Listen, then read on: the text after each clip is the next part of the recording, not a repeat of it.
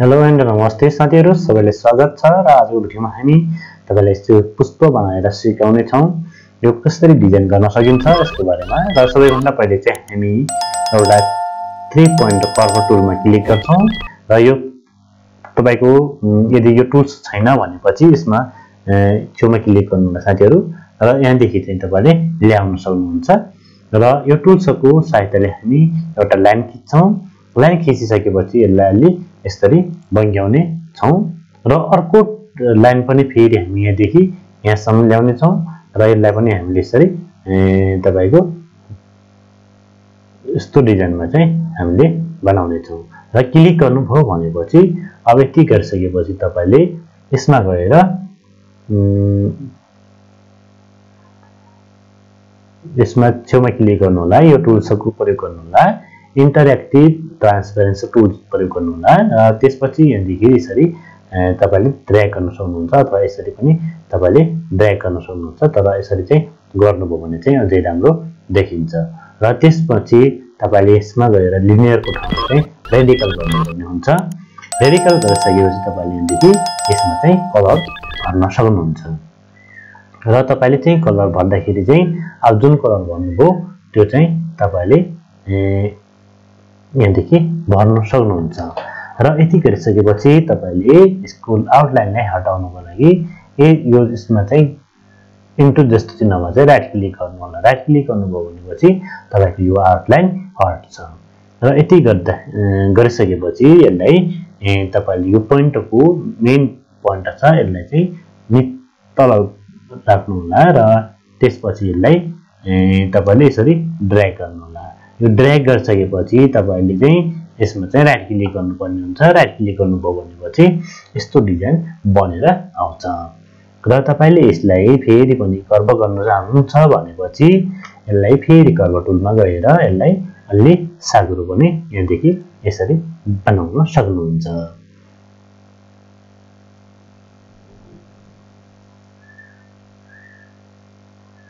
अब कस्तो डिजाइनमा तपाईले यसलाई बनाउन चाहनुहुन्छ त्यस्तो डिजाइनमा तपाईले यसरी बनाउन सक्नुहुन्छ।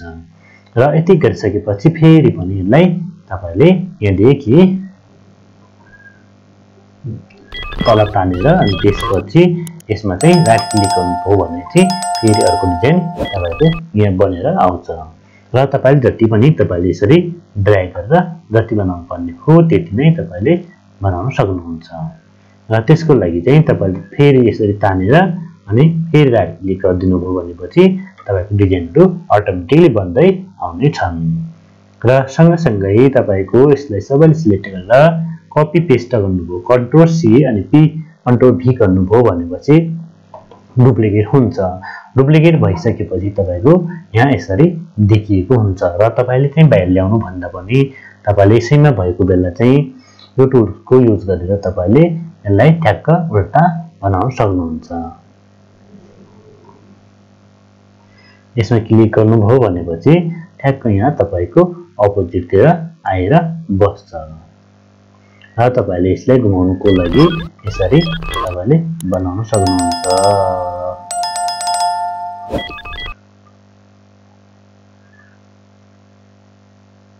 र यो पोइन्टमा चाहिँ तपाईले ठ्याक्क मिलाएर राख्नु पर्ने हुन्छ र सबैले सँगै फेरि बनाउनु पर्ने हुन्छ।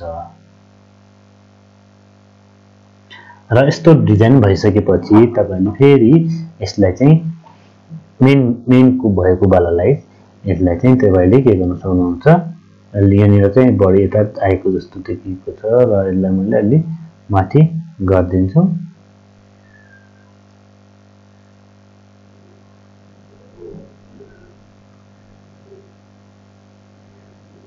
यस्तो डिजाइनमा चाहिँ हाम्रो बनाउनु पर्ने हुन्छ। र यसको पोइन्टलाई चाहिँ फेरि त्यसैमा अड्काउनु पर्ने हुन्छ। यो पिचको सेन्टरलाई यही राख्नुभयो भनेपछि यो घुमाउँदाखेरि चाहिँ तपाईको बडी यताउति घुम्दैन।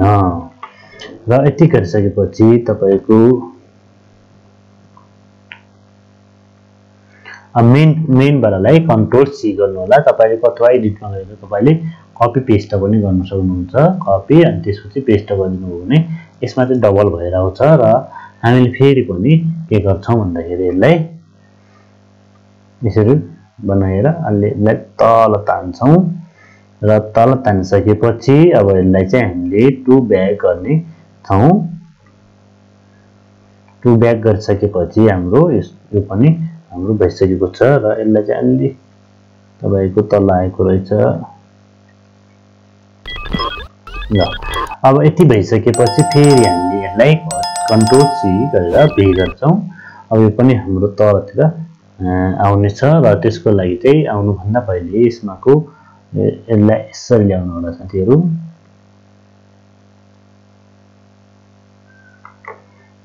यसरी अब यसमा चाहिँ हरियो कलर राख्दिनु हो भने यसमा पनि हरियो कलर राख्दिनु हो र यसलाई चाहिँ 2 ब्याक गर्नुपर्ने हुन्छ ओरेन्जमा गएर अर्डरमा गएर 2 ब्याक गर्नु भने पछाडी गएर बस्छ र यसलाई पनि हामीले कपी पेस्ट गर्छौं कन्ट्रोल सी अनि भी गरेर चाहिँ हामीले यसलाई डुप्लिकेट बनाउँछौं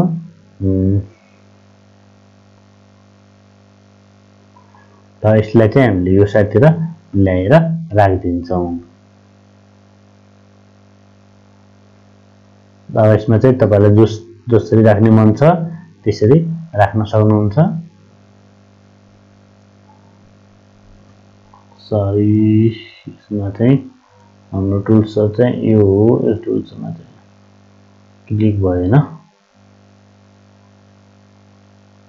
अब यसलाई चाहिँ उल्टा भएको छ यसलाई पनि हामी मिरर गरेर सुल्टा बनाइदिन्छौं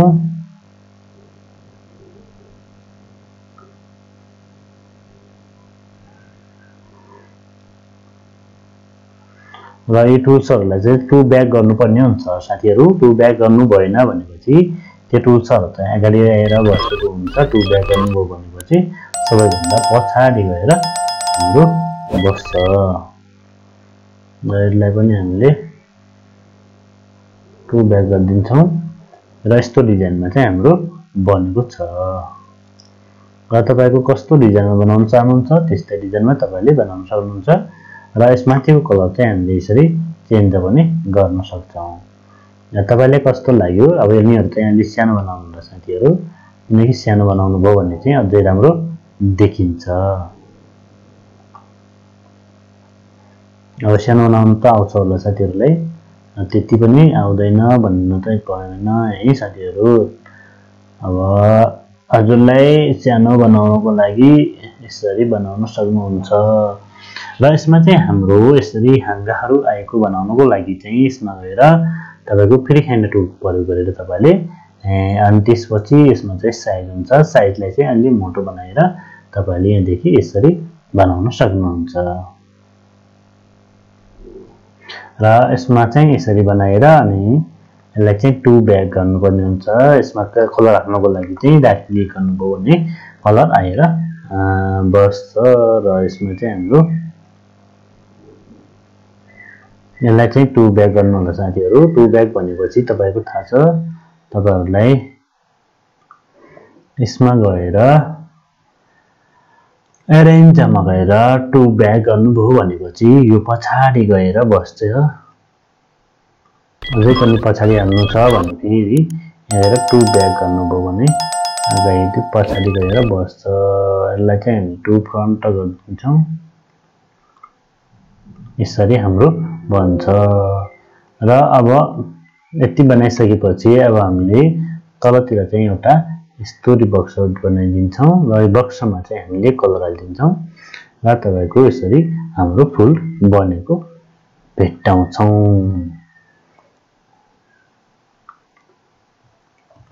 हजुरहरुलाई हाम्रो भिडियो कस्तो लाग्यो लाइक शेयर सब्स्क्राइब गर्न नबिर्सनु होला र अहिलेसम्म हेरेर साथ दिनु भएकोमा धेरै धेरै धन्यवाद र अब चाहिँ हामी लास्टमा चाहिँ यसलाई एक्सपोर्ट गरेर राख्ने छौं एक्सपोर्ट गर्नुको लागि चाहिँ फाइलमा गएर कन्ट्रोल ई गर्नुभयो भने पनि हामी एक्सपोर्ट गर्न सक्छौं र यसमा चाहिँ फाइलको नाम राख्नु पर्ने हुन्छ र एक्सपोर्ट गर्नुभयो भने अब यो हाम्रो फाइल रेडी भएर आउँछ र